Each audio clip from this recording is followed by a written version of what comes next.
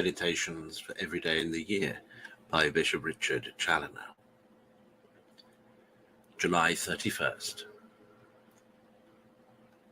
On the Fire of Hell.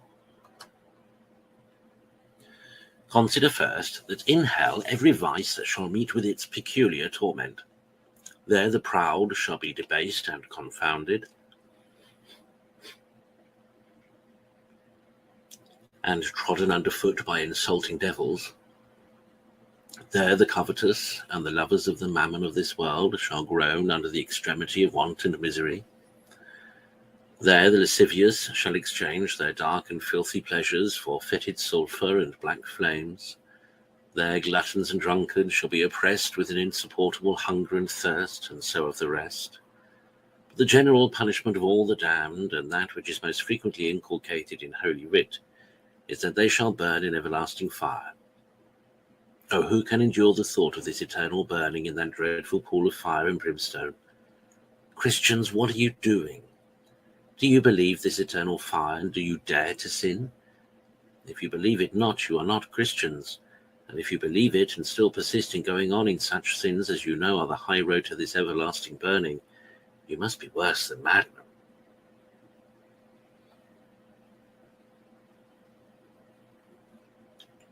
Consider, secondly, that of all bodily torments which we can suffer in this world, there is none more terrible than to burn alive.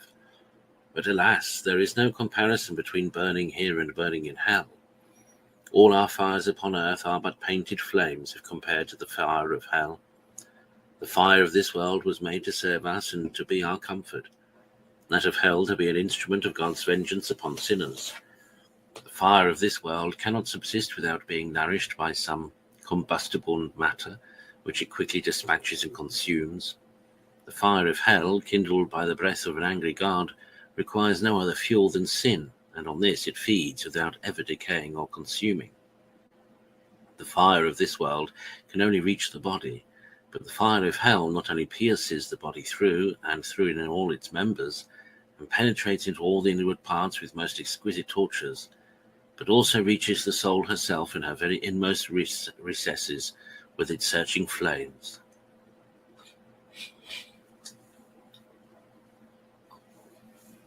Who could endure such a fire as this, even for one moment?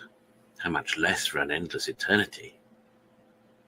Consider, thirdly, that there is no man upon earth that has not quite lost his senses who would be willing, even for the empire of the world, to be broiled like Lawrence on a gridiron or roasted for half an hour by a slow fire, though he was sure to come off with his life.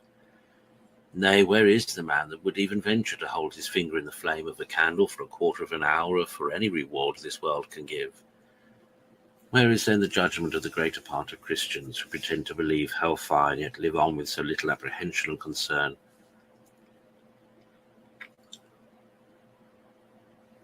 And that oftentimes for years together, in guilt of mortal sin, in danger every moment of falling into this dreadful and everlasting fire, having no more all this while than a hair's breadth, which is the thin thread of an uncertain life between their souls and a miserable eternity.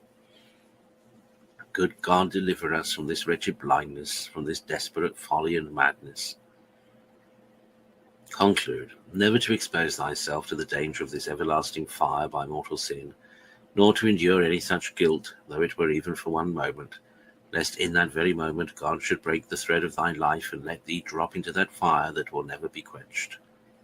Oh, what mercy it is of thy God that it has not been thy case long ago.